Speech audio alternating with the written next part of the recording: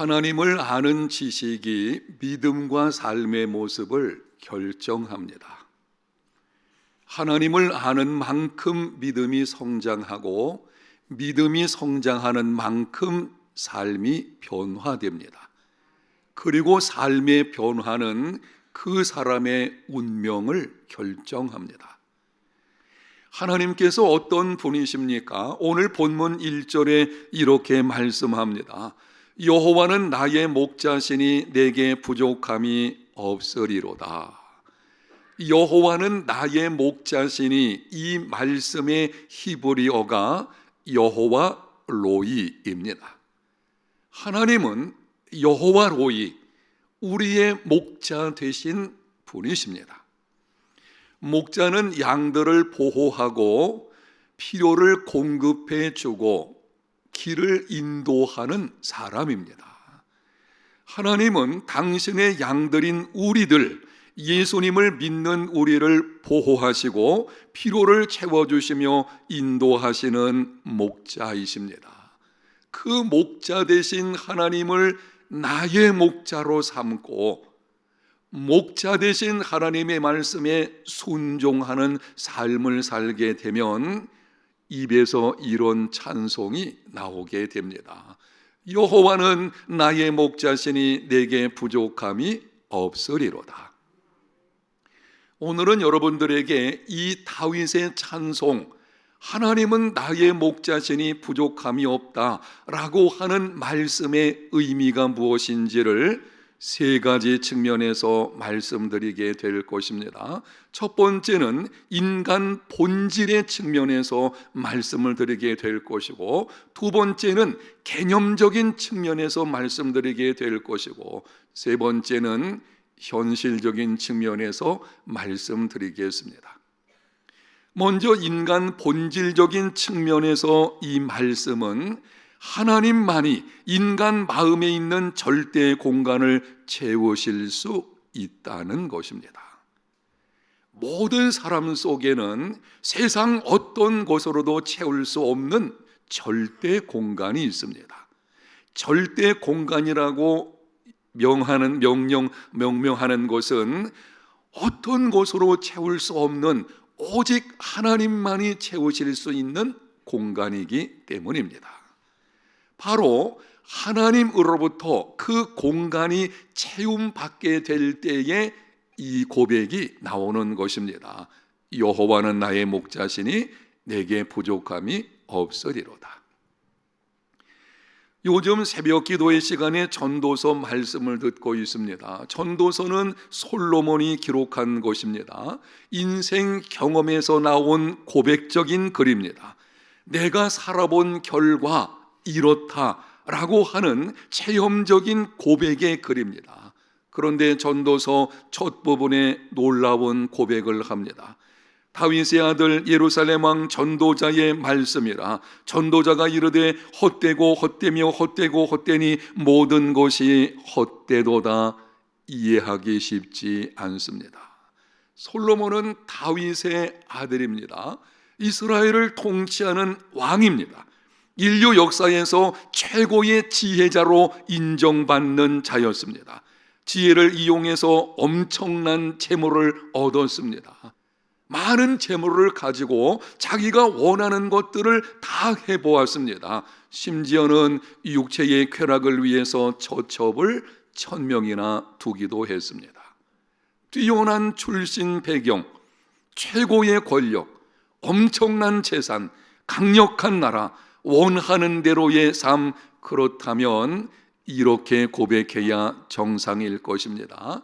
나는 더 이상 소원이 없다. 나는 지금까지의 내 삶에 만족한다. 여러분 안 그렇겠습니까? 그 정도의 상황 속에서 살아왔다면 내 삶이야말로 더 이상 원할 것이 없는 삶이다. 이 정도의 말이 나와야 될 것으로 보이는데 솔로몬이 하는 말이 헛되고 헛되며 헛되고 헛되니 모든 것이 헛되도다. 왜 그렇습니까? 모든 사람 속에는 솔로몬도 예외가 아니죠. 모든 사람 속에는 세상의 어떤 것으로도 채울 수 없는 절대 공간이 있기 때문입니다. 그 공간이 어떤 것인지 수학자이면서 철학가였던 블레즈 파스칼이 이렇게 말했습니다. 모든 사람의 마음에는 하나님께서 지으신 공간이 있다. 이는 다른 어떤 창조물이 아닌 창조주 하나님만 채우실 수 있는 공간이라. 우리 속에 있는 세상의 어떤 곳으로도 채울 수 없는 그 공간은 하나님께서 인간을 만드실 때에 두신 것입니다. 그래서 그 공간은 오직 하나님만이 채우실 수 있습니다. 현대인들이 가지고 있는 문제들 가운데 하나는 충분히 가지고 있음에도 만족하지 못하는 것입니다. 좋은 집이 있습니다. 좋은 자동차가 있습니다. 먹고 살고도 남을 만큼 충분한 재산을 가지고 있습니다. 건강도 있습니다. 그런데도 만족하지 않습니다. 그 정도로 가지고 있다면 늘 감사하면서 기뻐하며 살만한데 웬 불평과 원망이 그렇게 많은지 오늘 말씀을 듣는 여러분의 삶에 혹시 이런 것은 없으십니까? 왜 그런 것입니까? 넉넉히 가지고 있음에도 불평하며 행복하지 못한 모습으로 살아가는 이유가 무엇입니까? 하나님만이 채우실 수 있는 마음의 공간을 세상 것들로 채우려 하기 때문입니다. 신약성경 요한복음 4장에 보면 예수님께서 사마리아 동네에 사는 한 여인을 만나 대화하시는 장면이 기록되어 있습니다. 대화 중에 예수님께서 이렇게 말씀하셨습니다. 이 물을 마시는 자마다 다시 목마르려니와 내가 주는 물을 마시는 자는 영원히 목마르지 아니하리니 내가 주는 물은 그 속에서 영생하도록 솟아나는 샘물이 되리라. 이 물을 마시는 자마다 다시 목마르려니와 세상이 주는 물, 세상이 주는 것들은 잠시 동안은 만족을 줄지 몰라도 참된 만족은 줄 수 없다는 것입니다. 그런데도 세상 사람들을 보게 되면 여전히 세상 재물과 권력과 쾌락과 인기가 참된 만족을 줄 것으로 생각하고 끊임없이 그것에 집착하는 것을 보게 됩니다. 재물을 얻기 위해서 수단과 방법을 가리지를 않습니다. 권력을 얻으려고 곤모술수를 쓰고 다른 사람을 밟고 올라가려고 합니다. 마치 쾌락이 내를 만족하게 하는 것처럼 생각해가지고 끊임없이 탐욕과 그리고 말초신경을 자극하는 일을 추구하는 것을 보게 됩니다. 사랑하는 성도 여러분, 속지 마십시오. 우리 마음속에 있는 절대의 공간은 세상의 어떤 곳으로도 채울 수 없습니다. 오직 하나님만이 채우실 수 있습니다. 예수님을 구세주와 주님으로 영접하고 하나님의 자녀가 되고 하나님을 나의 목자로 삼으며 그 하나님을 신뢰할 때 비로소 채워지게 되는 것입니다. 다음 개념적인 측면에서 말씀을 드리겠습니다. 하나님은 나의 목자가 되시고 내게 부족함이 없습니다. 이 말씀을 듣게 되면 질문을 하게 됩니다. 그러면 하나님을 잘 섬기는 자에게는 삶에서 전혀 부족함이 없는가? 현실은 그렇지 않죠. 현실을 보게 되면 정말 신실하게 믿음 생활을 잘하는 사람들 중에서도 부족한 것이 많이 있습니다. 돈이 부족합니다. 어떤 성도는 건강이 부족합니다. 어떤 사람의 경우에는 삶의 기회가 부족합니다. 시간이 부족한 경우도 있습니다. 그럼 오늘 말씀은 무슨 뜻입니까? 지금 이 말씀의 개념이 무엇인지를 여러분에게 말씀드리는 것입니다.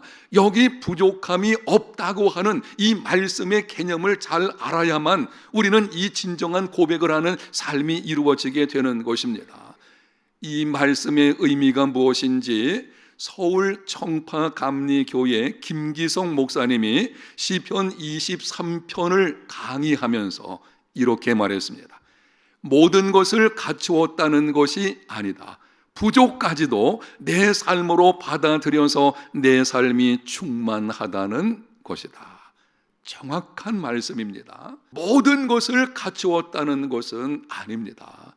내게 부족함이 없다는 다윗의 고백이 그가 한 나라의 왕으로서 많은 것을 가지고 있기 때문에 거기에 근거해서 나오는 말이 아닙니다. 인간은 이 땅에 살아갈 때에 다 부족함이 있게끔 마련이에요. 그럼에도 불구하고 여전히 부족함이 많이 있지만 그 부족까지도 내 삶으로 받아들여서 내 삶이 충만하다는 것입니다. 빙점이라는 책을 쓴 미우라 아야코 여사, 제가 설교 시간에 이분에 관한 여러 가지 예화들을 자주 말하게 되는데요, 그 여사는 갖가지 질병으로 고통스러운 인생을 살았습니다. 폐결핵, 척추 카리에스, 습진, 파킨슨 병 등등 걸어다니는 종합병동이었습니다. 그런데 그 고통 속에서 유명한 작품들을 썼습니다. 그 고통 속에서 암송한 시가 하나 있는데 아프지 않으면 라고 하는 시입니다. 여러분이 들어보십시오. 아프지 않으면 드리지 못할 기도가 있다. 아프지 않으면 듣지 못할 말씀이 있다. 아프지 않으면 접근하지 못할 성소가 있다. 아프지 않으면 우러러비지 못할 거룩한 얼굴이 있다. 아프지 않으면 나는 인간일 수 없다. 아픔이 있기 때문에 기도가 있었고, 아픔이 있기 때문에 노래가 있었고, 아픔이 있기 때문에 신앙이 있게 되었다는 것입니다. 아픔이 없었다면 진정한 기도, 진정한 노래, 진정한 신앙은 가질 수 없다는 것입니다. 이렇게 건강의 부족까지도 내 삶으로 받아들이고 부족함으로 인해서 찾아오는 또 다른 은혜를 기억하고 감사하는 것, 이것이 부족함이 없는 삶을 사는 것입니다. 이해를 돕기 위해서 여러분에게 질문하겠습니다. 정직하게 속으로 대답을 해 보십시오. 여러분은 지금까지 인생길을 살아오시면서 어느 때에 겸손하고 진실했습니까? 어느 때에 하나님 앞에서 바로 설 수 있었습니까? 어느 때에 진정 하나님의 자녀된 모습으로 살았습니까? 대답을 해 보십시오. 성공했을 때였나요? 실패했을 때였나요? 저와 여러분의 입에서 진실한 기도가 나온 것이 건강했을 때였나요? 아픔이 있을 때였나요? 정말 하나님의 자녀다운 삶을 살겠다고 결심하고 그 가운데 하나님께로 나갔던 것이 저와 여러분의 인생 속에서 모든 것이 다 갖추어졌을 때였나요? 아니면은 부족함으로 인해서 힘겨운 시간을 보낼 때였나요? 우리는 분명히 알고 있습니다. 저는 우리 해운대 제일교회 모든 성도들이 성공과 건강과 모든 것이 갖추어진 환경에서 살기를 소원합니다.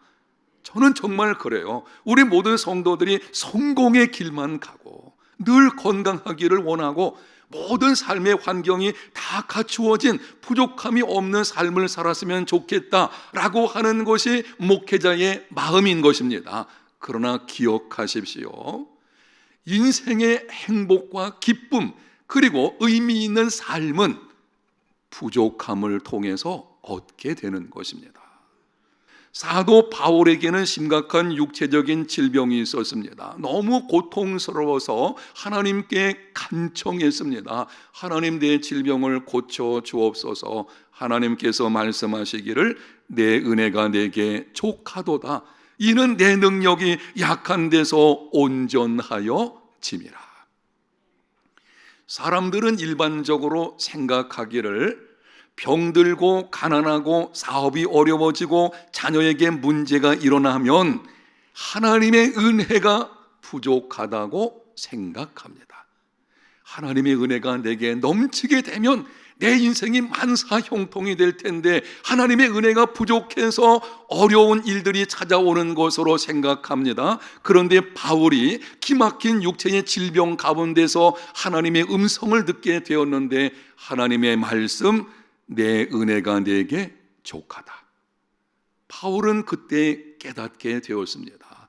내 인생의 부족함이 어떤 의미를 갖고 있는 것인 줄을 알게 되었고, 그래서 이렇게 고백을 합니다. 그러므로 도리어 크게 기뻐함으로 나의 여러 약한 것들을 자랑하리니 이는 그리스도의 능력이 내게 머물게 하려 함이라. 그러므로 내가 그리스도를 위하여 약한 것들과 능욕과 궁핍과 박해와 곤고를 기뻐하노니 이는 내가 약한 그때에 강함이라. 바울은 자신에게 있는 부족한 것들, 부족한 건강, 부족한 재물, 부족한 인간관계, 그 모든 것을 크게 기뻐하며 자랑했습니다. 어떻게 그럴 수 있습니까? 하나님의 음성을 듣고 깨달은 것입니다. 부족함은 내 삶을 하나님의 은혜와 능력으로 채우는 방편이구나. 아멘. 여러분, 이렇게 부족함을 어떤 의미가 있는지를 알고 내 삶으로 받아들여야 합니다. 우리는 우리의 삶에서 있는 그 부족함을 받아들이려 하지를 않습니다. 그러다 보니 늘 불평하고 원망하고 비교하게 되고 거기서 참된 행복을 누리지를 못하는 것입니다. 성경에 기록되어진 초대 그리스도인의 삶을 보게 되면 빼앗기는 것도 기뻐했어요. 그들은 예수 믿는 믿음 때문에 있는 모든 것을 빼앗겼지만 이 기뻐한다는 것은 그럼에도 불구하고 이 고백입니다. 내게는 부족함이 없노라.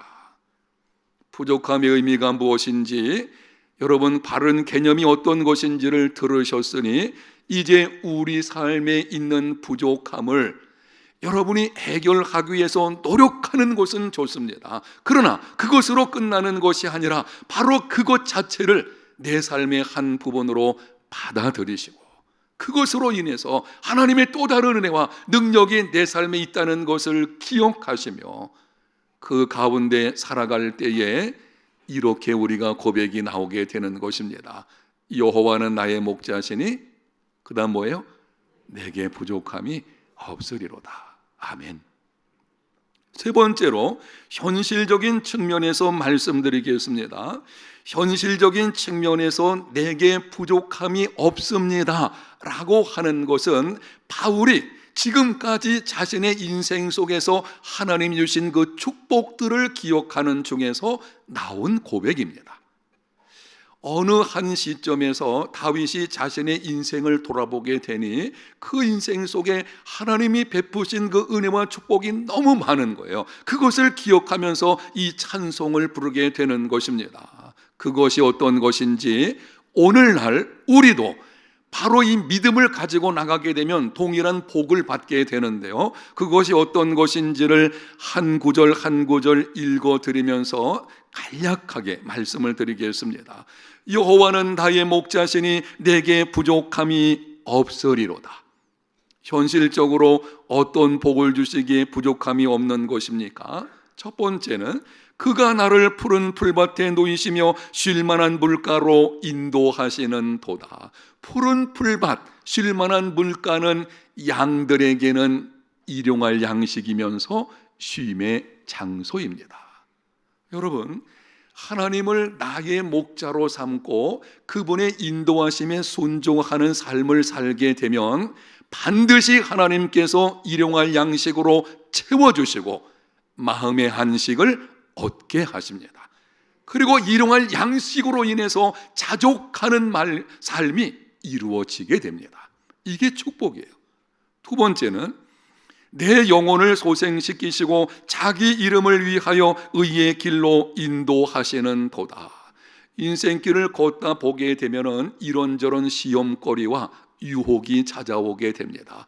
그러다 보니 연약한 내가 넘어지는 경우가 있어요. 영적 침체가 찾아오게 됩니다. 그때 하나님께서는 우리에게 찾아오셔서 우리 영혼을 소생시켜 주시고 그리고 자기 이름을 위해서 의의 길로 우리를 인도하시는 이 놀라운 경험이 이루어지게 됩니다.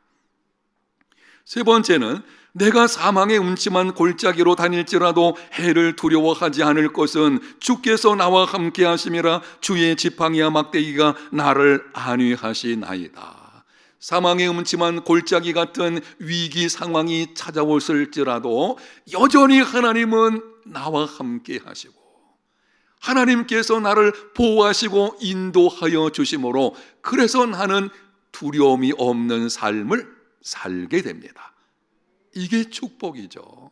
사망의 음침한 골짜기가 없는 것은 아니에요. 인생은 다 찾아오게끔 되어져 있어요. 그럼에도 불구하고 두려워하지 않는 믿음의 삶을 살게 되는 것입니다. 네 번째는 주께서 내 원수의 목전에서 내게 상을 차려주시고 기름을 내 머리에 부으셨으니 내 잔이 넘치나이다. 원수의 목전에서 나를 힘들게 하는 사람, 나를 조롱하고 멸시하고 무시하는 그 사람, 그런 환경 속에 있을 때에 하나님께서 내게 상을 차려주시고 기름을 부어주셔서 잔이 넘친다. 여기 기름을 붓는다, 잔이 넘친다는 말이 우리는 조금 생소하게 좀 들리게 되어지는데요, 당시 중동 지역에서는 귀한 손님이 찾아왔을 때에 이 잔치, 만찬을 벌여놓고 귀한 손님을 초청해서 함께할 때에는 그 손님에게 기름을 발랐습니다. 머리에 기름을 바르게 되는 것이죠. 그런데 하나님께서 우리에게 어떻게 하시는가 하면 상을 차려 놓으시고 머리에 기름을 바르는 정도가 아니고 기름을 부어서 얼마나 많이 부어주시는지 가지고 있는 잔에 흘러서 넘칠 정도로 그렇게 하나님이 우리를 환대하시고 영접하시고 존귀 여겨 주신다는 것입니다. 세상은 나를 뭐라고 한다고 할지라도 주변 사람들이 나를 공격해서 때로는 살 소망이 끊어지는 것처럼 보이는 상황이 있다고 할지라도 기억하십시오. 하나님은 나의 목자가 되셔서 바로 그때에 나의 머리에 기름을 부어주시는 나를 존귀 여기시고 환대해 주시고 그래서 우리는 살 소망을 갖게 되는 것입니다. 새로운 힘을 얻게 되는 것이고 바로 나의 목자 되시는 주님의 그 능력으로 말미암아 일어나서 믿음의 걸음을 다시 걷게 되는 것입니다. 다섯 번째는 내 평생의 선하심과 인자하심이 반드시 나를 따르리니 내가 여호와의 집에 영원히 살리로다. 평생 동안 하나님의 선하심과 인자하심이 반드시 나를 따를 것을 믿음으로 말미암아 장차 들어갈 영원한 나라를 소망하며 기쁨으로 현실을 이겨내게 됩니다. 오늘 말씀을 듣는 여러분 모두에게 이러한 하나님의 축복이 넘치시기를 소원합니다. 이렇게 하십시오. 하나님은 나의 목자이시다. 이 사실을 분명히 알고 그 하나님을 나의 목자로 삼으십시오. 누구의 목자로요? 나의 목자로 삼으십시오. 다른 누구의 목자가 아니라 그분은 바로 나의 목자이십니다. 사실 그 하나님은 우리에게 어떤 목자이신가 하면 자기를 죽음에 내어주기까지 하신 선한 목자이십니다. 이 분명한 사실을 알고 그분을 신뢰하며 목자 되신 하나님의 뜻에 겸손히 순종하며 살아가는 삶이 되시기를 바랍니다. 그러면 여기 기록되어진 놀라운 축복들이 우리 삶에 넘치게 될 것입니다. 유명한 철학자 임마누엘 칸트가 한 말로 말씀을 마치겠습니다. 나는 일생 동안 참 훌륭하고 좋은 책을 많이 읽었습니다. 그렇지만 나는 그곳에서 시편 23편에 나오는 네 단어보다 더 내 마음을 고요하고 기쁘게 해준 말을 발견한 적이 없습니다. 그것은 주님께서 나와 함께 계신다라는 말입니다. 네 단어 기억하십시오. 주님께서 나와 함께 계신다. 이 말씀을 의지해서 세상을 이겨내는 저와 여러분 우리 모든 성도들이 다 되시기를 예수님 이름으로 축복합니다.